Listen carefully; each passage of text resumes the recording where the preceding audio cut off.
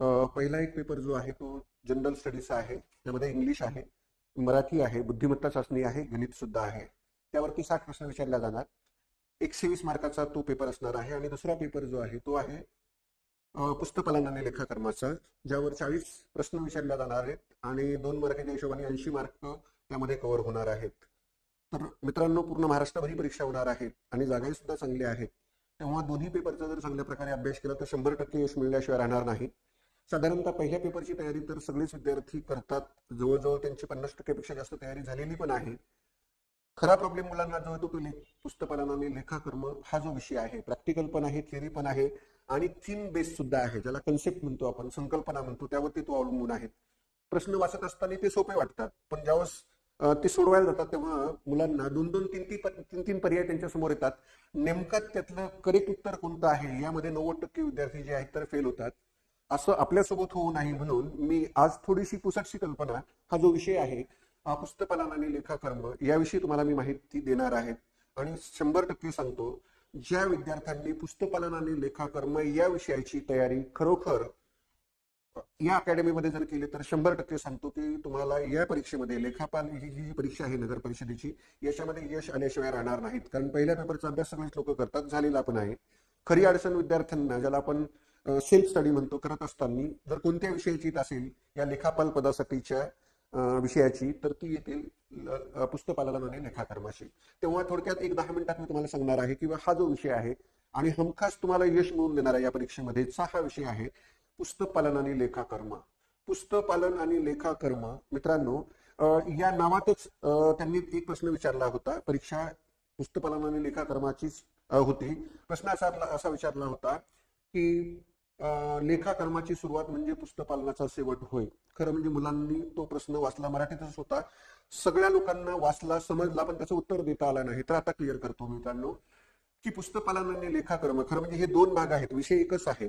पण सगळ्यात अगोदर तुम्हाला हा भाग ज्याला म्हणतो आपण पुस्तकपालन, हा जो भाग आहे, हा जो हिस्सा आहे या विषयाचा, तो अगोदर आपल्याला पूर्ण करावा लागतो. तरच लेखाकर्म हा जो दुसरा हिस्सा आहे, दुसरा भाग आहे पुस्तकपालन आणि लेखाकर्माचा, आपल्याला तो सुरू करता येतो. तुम्ही यावर 2 प्रकारचे प्रश्न विचारले जाऊ शकतात. पुस्तकपालनाचा शेवट म्हणजेच लेखाकर्माची सुरुवात, किंवा लेखाकर्माची सुरुवात म्हणजेच पुस्तकपालनाचा शेवट होय. अशा प्रकारचे 2 प्रश्न याच्यावरती फक्त नावावरच ज्याला म्हणतो आपण, या विषयाचं नाव ऐकलं आणि मुलं पुढे अभ्यास करत गेलेत, पण हे 2 प्रश्न त्यांच्या हातातून सुटलेत. खरं म्हणजे एवढी जीवघेणी स्पर्धा असते की एका प्रश्नासाठी आपल्याला तिथं, मी असं म्हणतो की एवढी स्पर्धा, लाखांना मुलं बसलेली असतात आणि मग मात्र आपल्याला प्रॉब्लेम येऊन जातो. मात्र ज्यांचे फंडामेंटल कन्सेप्ट ज्याला म्हणतो आपण, मूलभूत संकल्पना जर तुमच्या क्लिअर असतील तर मित्रांनो मॅथमॅटिक्स सारखे मार्क्स या विषयामध्ये घेता येतात, 100% सांगतो. आता फक्त तुम्हाला मी संकल्पना देतो या पुस्तकाची, किंवा या पुस्तकाचं पर्टिक्युलरली बॅकग्राऊंड काय आहे. हा जो विषय आहे पुस्तकपालन आणि लेखाकर्म, याचा संबंध जो आहे तर फक्त व्यवसाय आणि व्यवसायाशी आहे. व्यवसाय सोडून हा विषय दुसरं कोणतंही काम करत नाही. व्यवसायालाच आपण इंग्लिशमध्ये बिझनेस असं म्हणतो, बिझनेस, की ज्याच्यामध्ये या व्यवसायात जे माणसं येतात ते बसून काम करत नाहीत, तर रात्रंदिवस त्यांना बिझी राहावं लागतं, म्हणून बिझनेस मन ज्याला म्हणतो आपण, या पर्टिक्युलरली विषयासाठी काम करतात. तर आपला विषय आहे पुस्तकपालन आणि लेखाकर्म.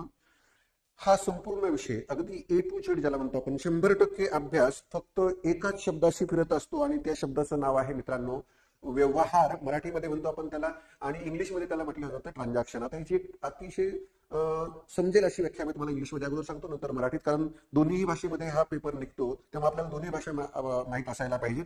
बऱ्याच वेळेला मराठी अवघड शब्द येतात, तेव्हा इंग्लिशमध्ये पाहून आपला प्रॉब्लेम सॉल्व्ह व्हावा, म्हणून या व्यवहार नावाच्या शब्दाची व्याख्या आणि व्यवहार नावाच्या शब्दाभोवती हा पूर्ण विषय कसा फिरतो हे तुमच्या लक्षात येईल ही व्याख्या तुमच्याकडे दिल्यानंतर. व्यवहार म्हणजे दुसरं तिसरं काही नसून वस्तू आणि सेवांची पैशाच्या प्रत्यक्ष किंवा अप्रत्यक्ष मोबदल्यात केलेली देवाणघेवाण म्हणजेच व्यवहार होय. मित्रांनो, पुन्हा एकदा मी रिपीट करतो ही व्याख्या, शांततेत रिपीट करतो आणि स्पीड सुद्धा कमी ठेवतो. व्यवहार, ज्याला इंग्लिशमध्ये आपण ट्रान्झॅक्शन असं म्हणतो, व्यवहार म्हणजे दुसरं तिसरं काही नसून वस्तू आणि सेवांची पैशाच्या प्रत्यक्ष किंवा अप्रत्यक्ष मोबदल्यात केलेली देवाणघेवाण म्हणजे व्यवहार होय.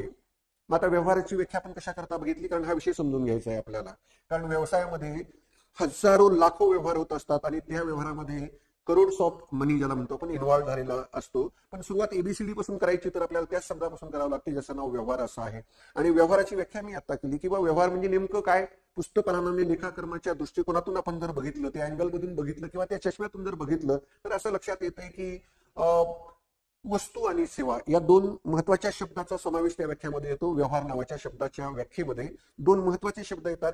पहिला शब्द आहे वस्तू आणि दुसरा शब्द आहे सेवा. तेव्हा आपण जाणून घेऊ की नेमकं वस्तू म्हणजे काय आणि पुन्हा जाणून घेऊत आपण की सेवा म्हणजे काय. या दोन शब्दाच्या व्याख्या जर तुम्हाला कळाल्या तर व्यवहार म्हणजे काय कळेल आणि व्यवहार म्हणजे काय हे जर कळालं तर मित्रांनो या विषयात पुस्तपालन आणि लेखाकर्मामध्ये तुम्हाला आउट ऑफ मार्क्स घेण्याची जास्तीत जास्त चान्सेस निर्माण होण्याची शक्यता आहे. तेव्हा आपण बघू की वस्तू म्हणजे काय. खरं म्हणजे वस्तू म्हणजे दुसरं तिसरं काही नसून व्यापारी ज्या गोष्टीमधून व्यापार करतो अशा त्या गोष्टीला मित्रांनो वस्तू असं म्हणतात. व्यापारी ज्या गोष्टीमधून व्यापार करतो अशा त्या गोष्टीला वस्तू असं म्हणतात. मला जर इंग्लिशमध्ये सांगायचं ठरलं तर कमॉडिटी और आर्टिकल, कमॉडिटी और article in which trader deal, deal का मतलब लेन देन होता है, घेणं देणं आपण ज्याला म्हणतो. व्यापारी ज्या गोष्टीमधून घेणं देणं करतो अशा त्या गोष्टीला वस्तू असं म्हणतात. उदाहरण दिलं तर आणखी चांगलं क्लिअर होईल की समजा मी एक पुस्तक विक्रेता आहे म्हणजेच व्यापारी आहे. पुस्तकं खरेदी करणं पब्लिशर कडनं आणि विद्यार्थ्याला विकणं हा माझा व्यवसाय आहे. Nature of my business is like this. म्हणून मी हजारो पुस्तकं पब्लिशर कडनं खरेदी करतो, तो एक व्यवहार आहे. आणि माझ्या दुकानातून मी ते विक्री करतो, हा एक व्यवहार आहे. पण हे व्यवहार पूर्ण करण्यासाठी मी पुस्तकं खरेदी केलीत आणि ते विकलेत तर मी पुस्तकाचा व्यापारी आहे. तेव्हा माझ्या व्यवसायाकरता पुस्तकं राहत नाहीत तर ती वस्तू होते. आणखी एक उदाहरण आपण घेऊ की साधारणतः समजा माझं मोबाईलचं शॉप आहे, मोबाईल रिटेल शॉप आहे. अशा प्रकारचे हँडसेट खरेदी करणं आणि विक्री करणं हा जर माझा व्यवसाय असेल तर मी याला मोबाईल हँडसेट म्हणणार नाही तर माझ्या व्यवसायाकरता ही सुद्धा वस्तू झालेली असेल. असे असंख्य उदाहरणं आपल्याला देता येतील. रेडीमेड कपडे खरेदी करणं आणि ते बाजारात कस्टमरला विकणं हा जर व्यवसाय असेल, हा जर माझा व्यवसाय असेल तर मी या शर्टला शर्ट म्हणणार नाही तर वस्तू मी असं म्हणेल. लक्षात आलेलं आहे तुमच्या की वस्तू म्हणजे काय. व्यापारी ज्या गोष्टीमधून व्यापार करतो अशा त्या गोष्टीला आपण वस्तू असं म्हणतो. मित्रांनो दुसरा एक शब्द अतिशय महत्वाचा शब्द या व्याख्येमध्ये आलेला आहे आणि तो म्हणजे सेवा. इंग्लिशमध्ये त्याला सर्व्हिस असं म्हणतात. आता सेवा म्हणजे नेमकं काय तुम्हाला मित्रांनो खूप पॉप्युलर आणि महाराष्ट्रात असा एकही व्यक्ती तुम्हाला सापडणार नाही की त्यांनी ती लाईन महाराष्ट्र शासनाचं जे महामंडळ आहे MRST जे आहे महाराष्ट्रामध्ये जे बस चालतात त्याच्या प्रत्येक दोन्ही बाजूला बसच्या लिहिलेलं असतं प्रवाशांच्या सेवेसाठी. प्रवाशांच्या सेवेसाठी म्हणजे ते कशा प्रकारची सेवा तुम्हाला देतात तर एका ठिकाणाहून तुम्हाला घेतात आणि दुसऱ्या ठिकाणी तुम्हाला नेऊन सोडवतात. मात्र ते फुकट तुम्हाला घेत नाहीत आणि फुकट तिथं सोडवत नाहीत तर त्याकरता तुमच्याकडनं ते तिकिटाचे पैसे घेतात. मी जर प्रश्न विचारला तर मग अशा वेळेला या ठिकाणी नेमकं कशाचं घेणं देणं झालं आहे तर मित्रांनो इथं वस्तूचं घेणं देणं झालेलं नाही. विद्यार्थ्यांनो एक गोष्ट लक्षात ठेवा की इथं वस्तूचं घेणं देणं झालेलं नाही तर इथं सेवाचं घेणं देणं झालेलं आहे. उद्या जेव्हा तुम्ही चॅनलवर जाऊन एखादा कोर्स जर खरेदी केला तर ते चॅनलवाले किंवा युट्यूबवाले तुमच्याकडनं पैसे घेतात आणि तुम्हाला विकत काहीच नाही तर तुम्हाला लेक्चरची ती सर्व्हिस देतात आणि त्याच्या मोबदल्यात तुम्ही त्यांना पैसे देता. तर इथं जो व्यवहार होतो तो सेवेचा ज्याला म्हणतो आपण घेण्या देण्याचा व्यवहार होतो आणि तो पैशामध्ये होतो. तर थोडक्यात आयडिया तुमची क्लिअर झालेली असेल विद्यार्थ्यांनो की व्यवहार म्हणजे काय तर वस्तू आणि सेवांची पैशाच्या प्रत्यक्ष किंवा अप्रत्यक्ष मोबदल्यात केलेली देवाणघेवाण म्हणजे व्यवहार होय. मग हा जो व्यवहार आहे आता व्यवहार म्हणजे काय तुम्हाला कळालेला आहे. वस्तू आणि सेवांची प्रत्यक्ष किंवा अप्रत्यक्ष मोबदल्यात. आता मोबदला हा पैशाच्या रूपात असायला पाहिजे. जगामध्ये दोनच प्रकारचे व्यवहार होतात. एक ज्याला आपण मॉनिटरी ट्रान्झॅक्शन इंग्लिशमध्ये म्हणतो त्यालाच आपण मराठीमध्ये म्हणतो की पैशाचे व्यवहार. आणि दुसरा आहे अनार्थिक व्यवहार किंवा ज्याच्यामध्ये पैसा येत नाही त्याला नॉन मॉनिटरी ट्रान्झॅक्शन इंग्लिशमध्ये आपण म्हणतो. खरं म्हणजे नॉन मॉनिटरी ट्रान्झॅक्शनचा आणि पुस्तपालनाचा दूर संबंध नाही. तो प्रकार सुद्धा आपल्याला बघायचा नाही कारण ज्या व्यवहारात पैसा येत नाही अशा प्रकारचा व्यवहार पुस्तपालन आणि लेखाकर्म कन्सिडर करत नाही, खात्यामध्ये घेत नाहीत. तर मग आपला अभ्यास कमी झाला. आता आपल्याला समजायला लागलं की बाबा आपल्याला कोणता फक्त व्यवहार कन्सिडर करायचा आहे रेकॉर्ड करायचा तर पैशाचे व्यवहार. पुढे चालून पैशाच्या व्यवहाराचे सुद्धा 3 प्रकार पडतात. रोखीचे व्यवहार, उधारीचे व्यवहार आणि वस्तू विनिमयाचे व्यवहार. यालाच आपण इंग्लिशमध्ये असं म्हणतो cash transaction, credit transaction and barter transaction. खरं म्हणजे हे तिन्ही सुद्धा पैशाचेच व्यवहार आहेत. आणि पैशाचे व्यवहार जर आहेत तर हे पैशाचे व्यवहार रेकॉर्ड करण्याचं काम कोणत्या विषयात होत असेल तर त्या विषयाचं नाव आहे पुस्तपालन आणि लेखाकर्म. मित्रांनो मी एकच शब्द आणि त्याची व्याख्या दिली होती आणि त्या व्याख्येमध्ये 2 शब्द जे आले होते त्याविषयी मी बोललो. ते 2 शब्द होते वस्तू आणि सेवा. आणि सोबत हे सुद्धा सांगितलं की या 2 शब्दाचं म्हणजे वस्तू आणि सेवेचं पैशाच्या प्रत्यक्ष किंवा अप्रत्यक्ष मोबदल्यात जर देणं घेणं झालं तर तो व्यवहार झाला पुस्तपालन आणि लेखाकर्माच्या दृष्टिकोनातून. आता याला थोडंसं आपण बाजूला ठेवू. आता या विषयाकडे आपण वळू. तर या विषयामध्ये नेमकं तुम्हाला काम करायचं जेव्हा तुम्ही शिकता पुस्तपालन आणि लेखाकर्म या विषयाचा अभ्यास जेव्हा करता मित्रांनो, तेव्हा तुमचा रोल लक्षात ठेवायचा की तुम्ही बिझनेसचे मालक नसता, तुम्ही व्यवसायाचे मालक नसतात. तर तुम्ही या व्यवसायामध्ये झालेल्या पैशाच्या व्यवहाराची नोंद करणारा जो व्यक्ती असतो त्याला मराठीमध्ये लेखापाल असं म्हणतात, इंग्लिशमध्ये त्यालाच अकाउंटंट असं म्हणतात. खरं म्हणजे आम्ही शिकवणारे लोक आणि विद्यार्थी या सगळ्यांचा रोल, त्यांना हा विषय जर खरोखर खूप कमी वेळात आणि कन्सेप्च्युअली समजून घ्यायचा असेल तर त्यांनी ही गोष्ट या पहिल्या इंट्रोडक्टरी लेक्चरमध्ये लक्षात ठेवावं की पुस्तपालन आणि लेखाकर्म या विषयाची तयारी करणाऱ्या विद्यार्थ्यांनी लक्षात ठेवावं की त्यांचा रोल जो या विषयामध्ये आहे तो लेखापालाचा आहे, अकाउंटंटचा आहे. They are not businessman. That business is not belongs to you. तो तुमचा बिझनेस नाहीये. तिथं तुम्ही पेड सर्वंट म्हणून काम करता आणि त्या सर्वंटचं काम आहे कुठलाही व्यवहार झाला व्यवसायात तर पेन हातात घेऊन तो पुस्तकात लिहिणं. म्हणून तर म्हटलं जाते पुस्तपालन आणि लेखाकर्म. पुस्तपालन म्हणजे पुस्तकात लिहिणं, पुस्तपालन म्हणजे पुस्तकात लिहिणं. तर पुस्तकात काय लिहायचं विद्यार्थ्यांना? तर झालेले पैशाचे व्यवहार तुम्हाला पुस्तकात लिहायची सुरुवात तिथून होते. याला इंग्लिशमध्ये बुक किपिंग आणि अकाउंटन्सी असं म्हटलं जातं. तर हे व्यवहार आपण पुस्तकात का लिहितो? लिहिण्याची गरज काय? खरं म्हणजे हाच अभ्यास तुम्हाला करायचा आहे. तुम्ही लेखापाल या भूमिकेमध्ये जेव्हा काम करता तेव्हा या पूर्ण विषयात आपल्याला लेखापालाचंच काम करायचं आणि लेखापालाचं काम आहे व्यवसायाशी संबंधात झालेले सगळे व्यवहार लिहून काढणं. मग खरं म्हणजे आता मी सुरुवात करतो की प्रत्येक व्यवसायामध्ये पहिला व्यवहार कोणता होतो? तर एखाद्या व्यक्तीच्या मनामध्ये जेव्हा असा विचार येतो की आपण एखादा व्यवसाय करू आणि व्यवसाय करण्यासाठी पैसा लागत असतो आणि मग आपण आता उदाहरण घेऊ आणि शेवटपर्यंत तेच आपण ठेवणार आहे की गौरव एक व्यावसायिक आहे, अजून तो झाला नाहीये, त्याच्या डोक्यात ती आयडिया आहे.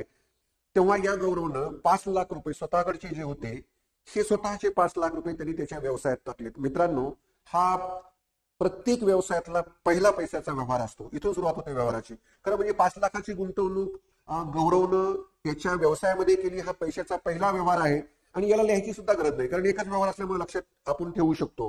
कारण एकच नाही तर 10-20 व्यवहार सुद्धा आपण लक्षात ठेवू शकतो. मग या विषयाची गरज काय पडली? तर आता पुढे चालू. हे 5 लाख रुपये गौरवनं जे व्यवसायात टाकलेत ते तसेच ठेवून त्याची पूजा आपण केली, अगरबत्ती लावली, त्याच्यासमोर नैवेद्य ठेवला तर त्या 5 लाखाचा 1 रुपया सुद्धा वाढणार नाही त्या व्यावसायिकाचा. तर त्याला या 5 लाखामधून हे पैसे वाढवायचे असतील तर त्याला व्यवहार वाढवावे लागतील. म्हणजेच थोडक्यात आता हा जो गौरव आहे व्यावसायिक आहे, आता हा व्यवसाय करायला सुरुवात करेल तर नेमकं तो काय करेल की गणेश बाजारात जाईल आणि गणेश बाजारात गेला असं समजून त्यांनी 5 लाखाच्या वस्तू खरेदी केल्यात. मित्रांनो, हा गणेशच्या व्यवसायातला दुसरा पैशाचा व्यवहार आहे. हा पण आपल्याला लक्षात ठेवता येईल. 5 लाखाच्या वस्तू खरेदी केल्यात, हा दुसरा व्यवहार झाला. बरं, वस्तू तुमच्या व्यवसायात आल्यानंतर त्या आपोआप वाढणार नाहीत तर त्या तुम्हाला विकावं लागतील. मित्रांनो, जेव्हा या 5 लाखाच्या वस्तू गौरव 6 लाखात विकतो तेव्हा मित्रांनो हा तुमचा तिसरा व्यवहार झाला पैशाचा. आणि एक अप्रत्यक्ष व्यवहार तुमचा चौथा झाला की 1 लाख रुपयाचा नफा त्या गौरवला त्याच्या बिझनेस मध्ये झालाय. गौरव कौटुंबिक माणूस आहे, कुटुंबामध्ये राहतो, 8-10 लोक त्याच्या कुटुंबामध्ये आहेत. मला सांगा 1 लाख रुपये नफ्यामध्ये औरंगाबाद सारख्या शहरामध्ये तो त्याचं कुटुंब वर्षभर चालवू शकतो का? तर याचं उत्तर नाही असं असणार आहे. गौरवची बसणारच नाही. 6 लाख रुपये जे त्याच्याकडे आले तो पुन्हा बाजारात जाणार आहे, पुन्हा वस्तू खरेदी करणार, म्हणजेच पैशाच्या व्यवहाराची संख्या वाढणार. पुन्हा त्या 6 लाखाच्या वस्तू पुन्हा तो बाजारामध्ये विकणार, विकल्यानंतर पुन्हा व्यवहाराची संख्या वाढणार आणि नफा वाढवायचा, पैसा वाढवायचा हे त्याचं स्वप्न असल्यामुळं तो त्याच्या व्यवसायामध्ये रात्रंदिवस काम करणार आणि व्यवहाराची संख्या वाढवणार. यानंतर मात्र गौरवला एक प्रॉब्लेम ज्याला म्हणतो आपण त्रास देईल तो असा की हे सगळे जे व्यवहार झालेत हे लक्षात कसे ठेवायचे? 2-4 व्यवहार होते तेव्हा it is possible to everyone. Anyone can keep in mind to the extent of 5 to 10 transaction. 5 ते 10 व्यवहार कोणताही सर्वसाधारण बुद्धीचा माणूस लक्षात ठेवू शकतो. खूपच बुद्धिवान असेल तर 25 व्यवहार लक्षात ठेवी. पण 20-25 व्यवहार करून त्या व्यावसायिकाचं पोट भरत नाही, भूक भरत नाही. त्याला प्रचंड नफा कमवण्याची जी भूक असते व्यावसायिकाला ती जर पूर्ण करायची असेल तर हजारो व्यवहार त्याला पैशाचे करावे लागतात. आणि जेव्हा अशा प्रकारचे हजारो व्यवहार त्याच्या व्यवसायामध्ये होतात तेव्हा ते त्याला लक्षात ठेवता येत नाही. मात्र आता त्याच्यासमोर असा प्रश्न निर्माण होतो की आता व्यवसाय करायचा की व्यवहार लक्षात ठेवायचे. अशा अडचणीमध्ये जेव्हा तो गौरव नावाचा व्यावसायिक सापडतो तेव्हा मात्र पुस्तपालन आणि लेखाकर्माचा जन्म होतो. आणि हा विषय त्या व्यवसायाला म्हणतो भल्या माणसा तुला काळजी करण्याची गरज नाही. हे सगळे व्यवहार तू लक्षात ठेवू शकत नाही, तुझी ती कॅपॅसिटी बी नाही. There is a limitations of minds of human being. मानव जातीमध्ये ही कमतरता आहे की तुमच्या डोक्यामध्ये अतिशय कमी जागा आहे. 5-25 व्यवहार तुम्ही लक्षात ठेवू शकता पैशाचे, त्यापेक्षा जास्त व्यवहार लक्षात ठेवण्याचा प्रयत्न केला तर तो बिझनेसमन पागल होऊन जाईल. कारण म्हणजे बिझनेसमन हा पागल होण्यासाठी व्यवसाय करतच नसतो, तो पैसा कमावण्यासाठी व्यवसाय करतो. म्हणून पागल होण्यापासून वाचवण्यासाठी जर कोणता विषय काम करत असेल तर पुस्तकाला लेखाक्रम मित्रांनो हा त्या व्यावसायिकाला सांगतो, भल्या माणसा व्यावसायिका, तू व्यवसाय करत जा, व्यवहाराची संख्या वाढव. ते कसे लक्षात ठेवायचं तर ते काम आम्ही करतो, म्हणजे पुस्तकपालन आणि लेखाकाम काम करतो. तर पुस्तकपालन आणि लेखाक्रम काय काम करतं तर दररोज झालेले व्यवहार हे पुस्तकात लिहिण्याचं काम जर कोण करत असेल तर हा विषय करतो. खरं म्हणजे कुठलाही व्यवहार झाल्यानंतर तो पुस्तकात लिहिण्यासाठी चा जो व्यक्ती असतो, मी सुरुवातीला सांगितलं की त्याचं नाव मराठीमध्ये लेखापाल असं आहे आणि इंग्लिशमध्ये अकाउंटंट आहे. आणखीन एक गोष्ट लक्षात ठेवा, मी ही गोष्ट पुन्हा वारंवार रिपीट करणार आहे की जो व्यक्ती झालेले व्यवहार पुस्तकात लिहितो त्याला आपण लेखापाल म्हणतो, इंग्लिशमध्ये अकाउंटंट म्हणतो. तो त्या व्यवसायाचा मालक नसतो, त्यानं कोणत्याही प्रकारची त्या व्यवसायात गुंतवणूक केलेली नसते. गुंतवणूक व्यावसायिकानं केलेली असते. व्यावसायिकाला पैसा लावणं आणि पैसा वाढवणं एवढंच माहीत असतं, मात्र झालेले पैशाचे व्यवहार पुस्तकात कसे लिहायचे त्याकरता तो पेड सर्वंट म्हणून अकाउंटंट अपॉइंट करतो. आणि मित्रांनो, पुस्तकपालन आणि लेखाकर्माचं काम जर व्यवसायात कोण करत असेल तर व्यावसायिक करत नाही तर तो लेखापाल करत असतो, अकाउंटंट करत असतो.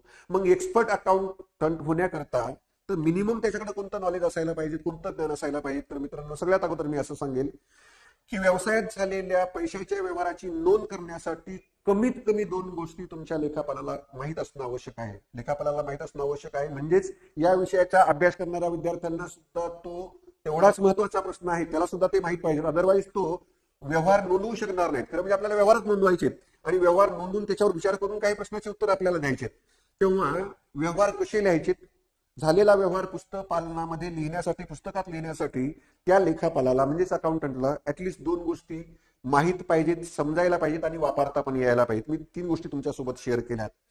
कुठल्याही व्यवसायामध्ये त्याच्या लेखापालाला झालेले पैशाचे व्यवहार पुस्तकात नोंदवण्यासाठी त्याला 3 गोष्टी माहीत पाहिजेत, समजायला पाहिजेत आणि त्या वापरता पण आल्या पाहिजेत. त्यातली नंबर 1 ची गोष्ट आहे खात्याचे प्रकार. नंबर 2 ची गोष्ट आहे खात्याची नावे आणि जमाचे नियम. आणि तिसरी गोष्ट आहे की झालेला व्यवहार जो तुम्हाला ऍक्च्युअल नोंदवायचा त्यासाठी ज्याला प्रॅक्टिकल म्हणतो आपण करायचा, अशा त्या 3 गोष्टी त्या व्यावसायिकाला माहीत पाहिजेत. आणि जर त्या लेखापालाला या गोष्टी माहीत झाल्या तरच तो पैशाचे व्यवहार त्या पुस्तकामध्ये लिहू शकतो. आता याचं एक पुढचं पाऊल मी तुमच्यासोबत शेअर करतो. बाकीच्या गोष्टी मी दुसऱ्या व्हिडिओमध्ये टाकणार आहे, 10 मिनिटाच्या व्हिडिओमध्ये. कुठल्याही व्यवसायामध्ये पैशाचा व्यवहार झाल्यानंतर तो पुस्तकात लिहिण्याचं काम लेखापाल करत असतो.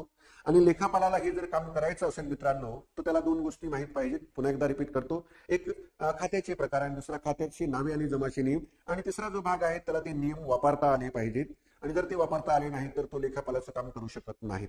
तर आज मी फक्त तुमच्यासोबत खात्याचे प्रकार, फक्त त्याचे नाव सांगतोय की पुस्तकपालनाने या लेखाक्रमामध्ये फक्त खात्याचे 2च प्रकार आहेत. एक वैयक्तिक खातं ज्याला आपण इंग्लिशमध्ये पर्सनल अकाउंट असं म्हणतो, आणि दुसरा खात्याचा प्रकार इंग्लिशमध्ये इम्पर्सनल अकाउंट, किंवा त्याला मराठीत सांगायचं ठरलं तर अवैयक्तिक खाते. जे वैयक्तिक खाते नाहीत असं नंबर 2चं खातं आहे अवैयक्तिक खातं. या अवैयक्तिक खात्याचे पुन्हा 2 प्रकार पडतात, वास्तविक खाते आणि नामधारी खाते. इंग्लिशमध्ये त्याला आपण रिअल अकाउंट आणि नॉमिनल अकाउंट असं म्हणतो. आपण 2 मिनिटं फक्त बोलू. पहिला खात्याचा प्रकार जो आहे ज्याला आपण व्यक्तिगत खाते म्हणतो, इंग्लिशमध्ये त्याला पर्सनल अकाउंट म्हणतात.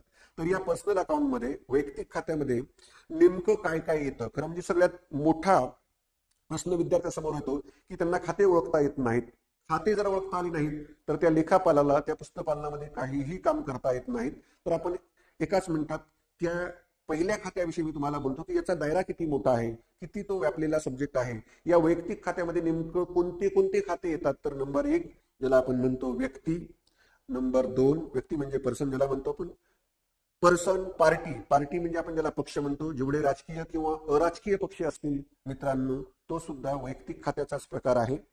राम, श्याम, शीतल, आणखी एखादा सोनिया गांधी नाव असेल, नरेंद्र मोदी असेल, किंवा कोणत्याही देशाचा कोणताही माणूस ज्याला नाव दिलेलं आहे असा व्यक्ती ज्याला आपण व्यक्ती म्हणतो. पक्ष म्हणतो राजकीय असो किंवा अराजकीय असो, मग शिवसेना असेल, बीजेपी असेल, राष्ट्रवादी काँग्रेस असेल, तिकडे उत्तर प्रदेशामध्ये गेलं तर समाजवादी पार्टी असेल, बसपा असेल. मित्रांनो या राजकीय पार्ट्या आहेत म्हणजे पक्ष आहेत. आणि जगातला कोणताही पक्ष हा वैयक्तिक खात्यामध्येच येतो. पर्सन, पार्टीज, फर्म म्हणजे संस्था. आता भारतामध्ये 2 प्रकारच्या संस्था काम करतात. नंबर 1 व्यावसायिक संस्था आणि दुसरी अव्यावसायिक संस्था. आणखीन याला क्लिअर करून सांगता येईल, ट्रेडिंग कन्सर्न आणि नॉन ट्रेडिंग कन्सर्न, नफा कमवणारी संस्था आणि नफा न कमवणारी संस्था. म्हणजे संस्थेमध्ये दोन प्रकार पडतात.